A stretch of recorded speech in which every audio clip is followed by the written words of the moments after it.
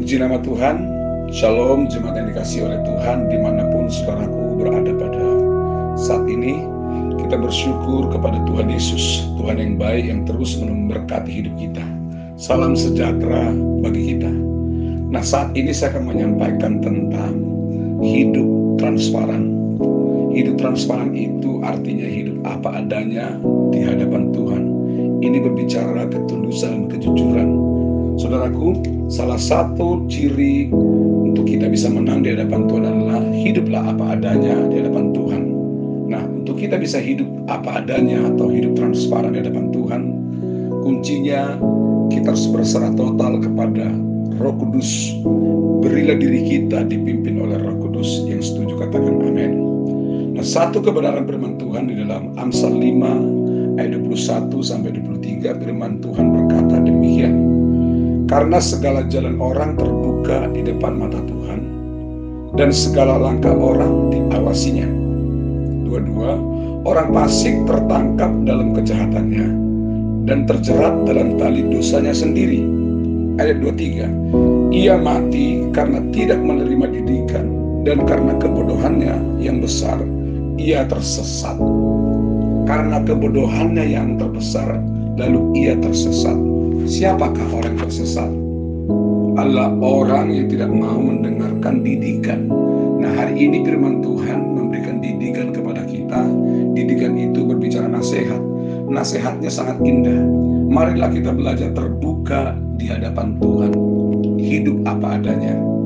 Karena segala jalan orang terbuka di depan mata Tuhan. Tidak ada yang tersembunyi sedikit pun di hadapan Tuhan. Mari kita belajar terbuka di hadapan Tuhan. Saudaraku, hiduplah apa adanya. Orang yang terbuka di hadapan Tuhan adalah orang yang tulus, orang yang senantiasa memberikan dirinya dipimpin oleh Roh Kudus. Saudara, mari kita memberi diri kita sepenuhnya dipimpin oleh Roh Kudus. Itulah yang memampukan kita sepanjang hari ini, bahkan sampai kapanpun. Itulah yang memampukan kita hidup mengalami kemenangan setiap waktu. Kalau ada satu kesalahan dalam hidup kita, akui saudara, tidak perlu kita sembunyikan. Orang-orang di sekeliling kita boleh tidak tahu apa yang kita lakukan, tetapi Tuhan itu tahu. Di dalam Amsal 28 ayat 13 firman Tuhan berkata begini, siapa yang menyembunyikan pelanggarannya tidak akan beruntung, tetapi siapa yang mengakuinya dan meninggalkannya, ia akan disayangi oleh Tuhan.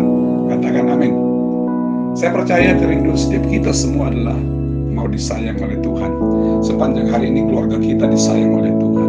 Sepanjang hari ini pribadi kita disayang oleh Tuhan. Kuncinya, mari kita berdamai dengan Tuhan sepanjang hari ini. Hiduplah apa adanya, transparan. Kalau ada sesuatu yang kurang pas di hati kita, di mata Tuhan, mari selesaikan di hadapan Tuhan. Jangan lakukan itu terus. Jangan hidup dalam kepura-puraan. Kemanapun saudara berjalan, Tuhan tahu. Di dalam 2 Tawarik 16 ayat 9a dikatakan begini.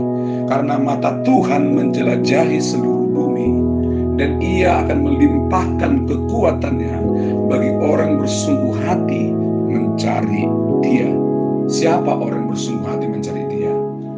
Orang bersungguh hati itu adalah orang yang selalu terbuka, transparan di hadapan Tuhan, hidup apa adanya, supaya kita disayang Tuhan.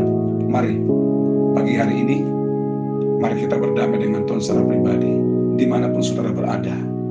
Cukup engkau taruh tangan di dadamu, undang Tuhan, biarlah di hati kita hanya ada Tuhan Yesus. Biarlah di hati kita yang ada hanya damai sejahtera, supaya Tuhan memberkati hidup kita. Doa dan harapan saya sepanjang hari ini, saudaraku semua disayang oleh Tuhan, dibela oleh Tuhan, dilindungi oleh Tuhan. Kuncinya, belajarlah terbuka di hadapan Tuhan. Pengakuan itu adalah penyelesaian. Maka Tuhan akan melimpahkan kekuatannya, kasihnya, perlindungannya, cintanya, berkatnya akan Tuhan beri bagi orang yang terbuka di hadapan Tuhan. Katakan amin. Saya berdoa, Tuhan Yesus memberkati saudara sepanjang hari ini. Apa yang Bapak Ibu kerjakan, Tuhan buat berhasil serta beruntung. Yang penting, mari kita sehati, sepakat dengan Tuhan. berdamai dengan Tuhan.